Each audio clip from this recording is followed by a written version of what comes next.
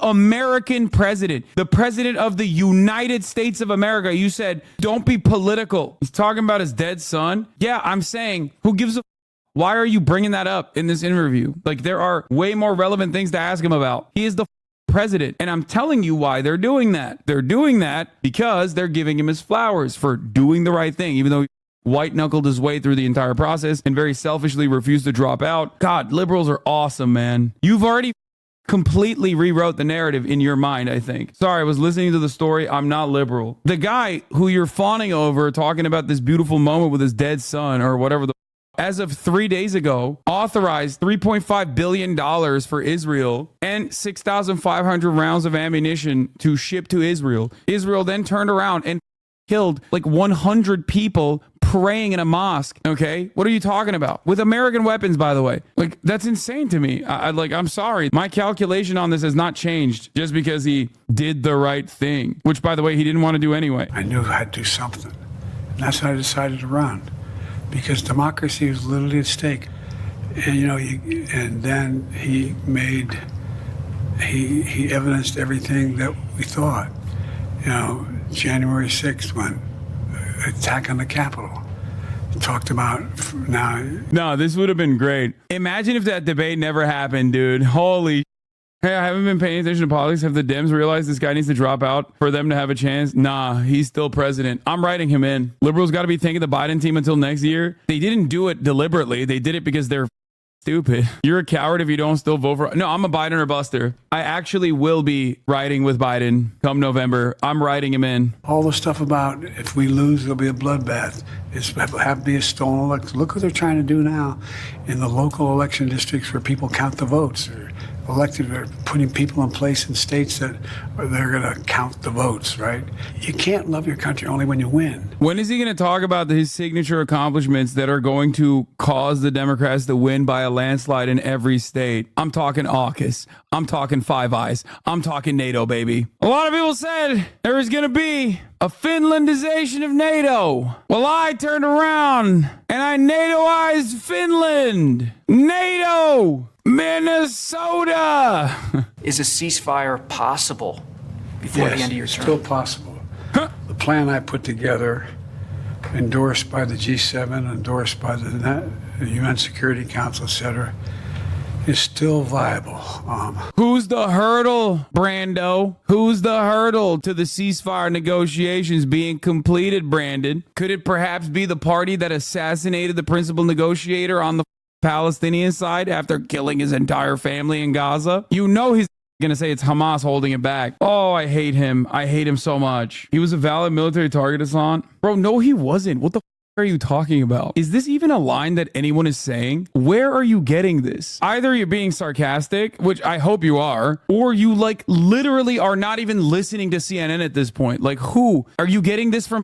J-Post? Like, where has anyone said that the Politburo chief of Hamas, who is the principal negotiator in the ceasefire and a moderate figure by Israeli standards, was actually a totally valid military target? Like, I guess Reddit, maybe? I don't know. I don't know who is like considering that to be the case, because Western media itself doesn't say that. So it was a war crime. It was a violation on a million different fronts. Okay. Yes, brother. It was an assassination on foreign soil, on Iranian soil. Like, it's a crime in every capacity of the word. Israel can violate sovereignty of any country it wants. Is that really the way that you are operating here when you arrive at this? Explain to me where you heard that he was a valid military target, or why you think he's a valid military target. You don't have to apologize. I just want to know, because I'm genuinely, legitimately asking. I am actually unironically curious where this information is being disseminated from. And I want to know what steps you took to arrive at this conclusion. You cannot kill a foreign diplomat and violate another country, a third country's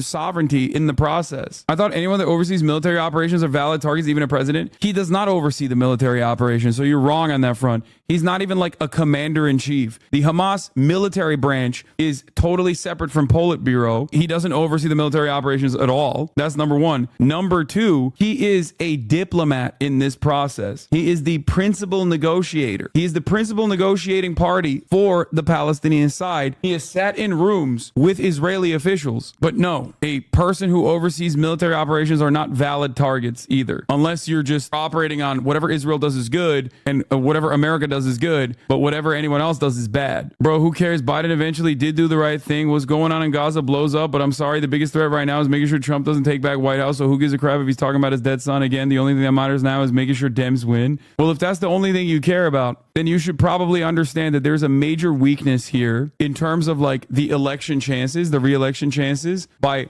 allowing the Israeli Trump to have this massive, massive power over how the American elections swing. Because if they pull the American military an escalated conflict by continuously doing whatever they want in the region, many Americans are going to very quickly run sour of the wishy-washy narratives that Kamala Harris is channeling whenever she talks about Gaza, whenever she talks about Israel and how to deal with Israel. Currently, it's not in the forefront of American consciousness. That will change if American soldiers are operating in the region defending Israel. It's already started. There's already aircraft carriers in the area. Trump promised that UFC fighter to stop the genocide. Yeah, get out of here, dude. He literally did not. And I'm not kidding. I think he thought the dude was asking, Habib was asking not about Gaza, but about Ukraine. I'm not even kidding. Trump has consistently said he's going to give Israel the tools to finish the job. There is no voting for Trump to end the genocide. You're out of your mind. Trump is besties with Benjamin Netanyahu. No, Hassan, Khabib was definitely asking about Gaza. I know Khabib was asking about Gaza.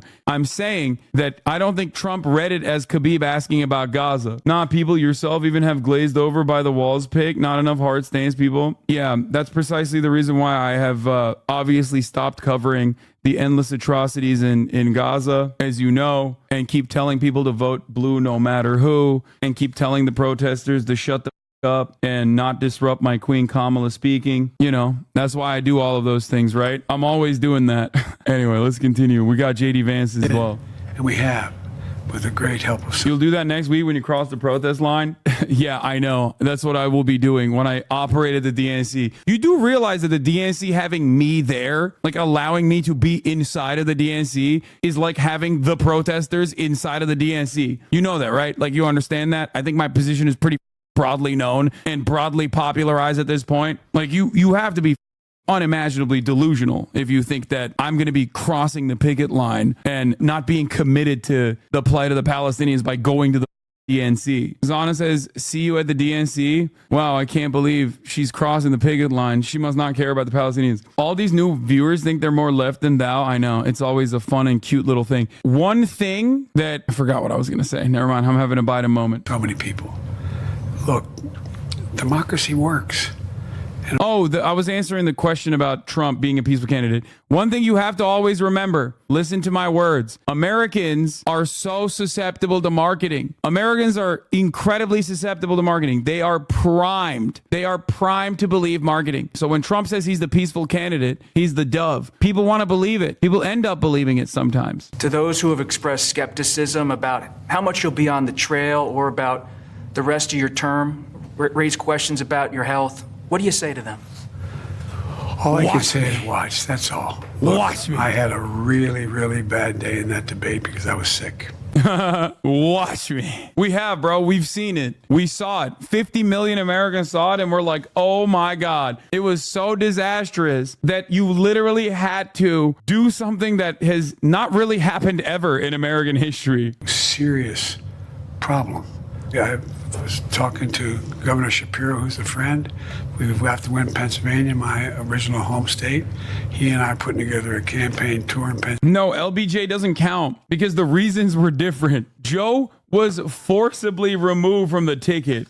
Okay? Come on, dude. When I announced my candidacy to run way back for president, I said we got to do three things: restore the soul of America, build the economy from the middle out and the bottom up, not the top down, and bring the country together.